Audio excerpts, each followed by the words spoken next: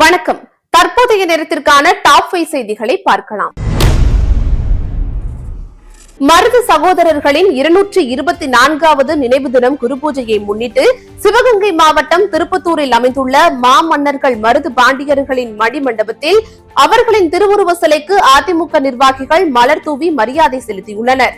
இதுகுறித்து தனது சமூக வலைதள பக்கத்தில் பதிவிட்டுள்ள அதிமுக பொதுச் செயலாளரும் சட்டமன்ற எதிர்க்கட்சி தலைவருமான எடப்பாடி கே பழனிசாமி, இந்திய துணைக்கண்டத்திலேயே ஆங்கிலேய அரசுக்கு எதிராக போர் பிரகடனத்தை முதலில் வெளியிட்டு வீரம் செறிந்த யுத்தம் நடத்தியவர்கள் என்று குறிப்பிட்டுள்ளார். தாய் மண்ணின் சுதந்திரத்திற்காக தூக்கு கயிறையும் துச்சமென எண்ணி தன் இன்னுயிர்களை தியாகம் செய்த வீர தமிழர்கள் மாமன்னர் மருது சகோதரர்கள் அவர்களின் 224வது நினைவு தினம் மற்றும் குருபூஜை நாளான இன்று அவர்களின் பெரும் புகழை போற்றி வணங்குகிறேன் என்றும் பதிவிட்டுள்ளார்.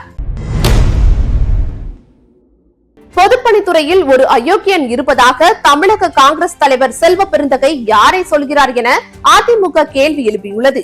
அதிமுகவின் அதிகாரப்பூர்வ சமூக வலைதள பக்கத்தில் வெளியிட்டுள்ள பதிவில், திமுக கூட்டணி கட்சியான காங்கிரசின் தமிழக தலைவர் செல்வ பெருந்தகை திமுக அரசின் பொதுப்பணித்துறையை பார்த்து வெறிபிடித்த துறை என்கிறார் என்றும், அந்த அயோக்கியன் யார் என்றும் அதை ஊருக்கு சொல்ல வேண்டாமா என்றும் திமுகவிற்கு கேள்வி எழுப்பியுள்ளது அதிமுக.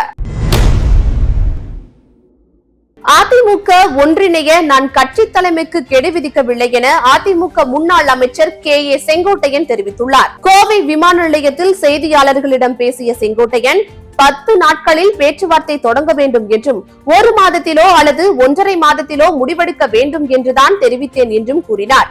தான் கூறியதை ஊடகத்தினர் தவறாக புரிந்து கொண்டதாகவும் தெரிவித்தார் செங்கோட்டையன். 2026ஆம் ஆண்டு நடைபெறவுள்ள சட்டசபை தேர்தலில் விளவங்கோடு தொகுதியில் விஜயதரணியை வேட்பாளராக களமிறக்க பாஜக திட்டமிட்டு காய் நகர்த்தி வருவதாக செய்திகள் வெளியாகியுள்ளன. குமரி மாவட்டத்தில் மொத்தமுள்ள 6 சட்டமன்ற தொகுதிகளில் நாகர்கோவில், பத்மநாபபுரம், விளவங்கோடு சட்டமன்ற தொகுதிகளில் பாஜகவினர் களப்பணியாற்றி வருவதாகவும் தகவல் தெரிவிக்கின்றன. சபரிமலை ஐயப்பன் கோயிலில் வழிபாடு மேற்கொண்ட குடியரசுத் தலைவர் திரௌபதி முர்மு கோயிலின் வழக்கங்களை மீறியதாக கேரளாவை சேர்ந்த காவல் துணை கண்காணிப்பாளர் ஒருவர் வெளியிட்ட சமூக ஊடக பதிவு சர்ச்சையை ஏற்படுத்தியிருக்கிறது. பாலக்காடு மாவட்டம் ஆலத்தூர் காவல் துணை கண்காணிப்பாளர் மனோஜ்குமார் தனது வாட்ஸ்அப் ஸ்டேட்டஸில் உயர்நீதிமன்றத்தின் பல்வேறு உத்தரவுகளின்படி குடியரசுத் தலைவர் திரௌபதி முர்மு சபரிமலை ஐயப்பன் கோவிலின் வழக்கங்களை வெளிப்படையாக மீறிவிட்டதாக பதிவிட்டுள்ளார். இத்துடன் டாப் 5 செய்திகள் நிறைவடைந்தன. அண்மை செய்திகளை உடனுக்குடன் தெரிந்து கொள்ள BNC டைம் சேனலுடன் இணைந்திருங்கள்.